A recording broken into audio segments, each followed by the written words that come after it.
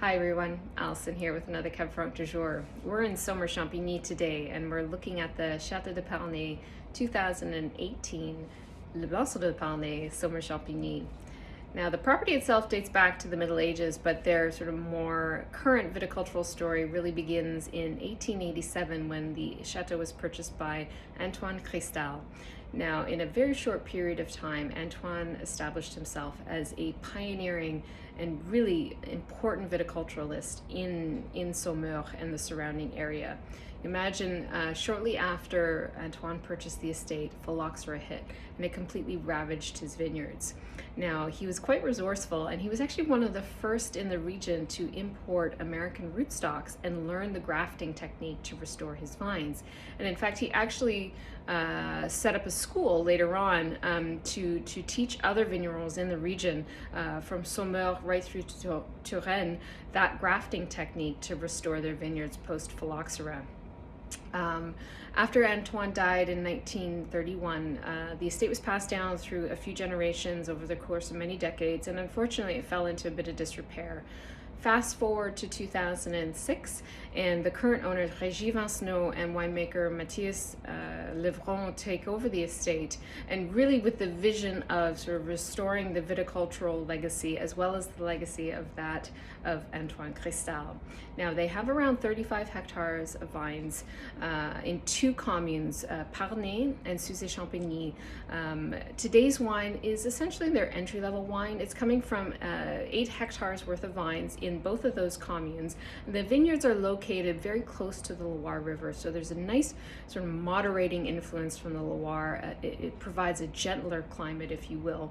The vineyards are all farmed organically, and the vines are around sort of 20 to 25 years of age.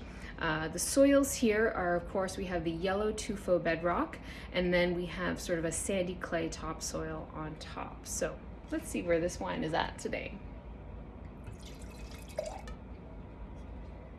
Immediately, the nose has a lot of blue fruited notes, which I tend to get in some Saumur-Champigny, but definitely there's some beautiful like kind of blueberry notes, a little bit of blackberry here, but definitely leaning more on that darker spectrum and sweeter in terms of the profile, almost like sort of sweet, sort of mixed berry preserves or something like that. And the herbaceousness does come through, but this is definitely more of a fruit-forward style of Cab Franc. But I am getting a nice sort of woodsy, almost thyme-like note underneath, even a little bit of juniper there, but it does provide a little bit of cut to that sort of fruity profile.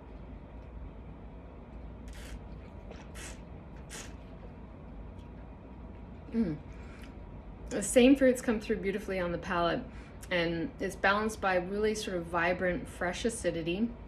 And there's tannins here too, sort of satiny in the mouth, and at a moderate level, it helps to kind of reel everything in.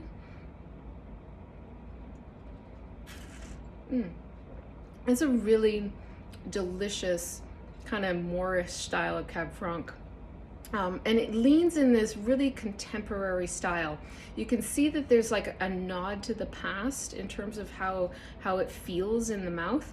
But there's also something about it that is kind of forward-looking as well, which I think is really in keeping with the story of the estate. And you know, this is the first time I've had this wine, and it's a really great introduction. And they make 4 other cuvées of Cab Franc, which I look forward to tasting at some point. But this is such a great introduction to this property. I'm not sure if anyone's had this before. If you have, let me know in the comments below, as always. And I will be back again soon with another wine. Cheers.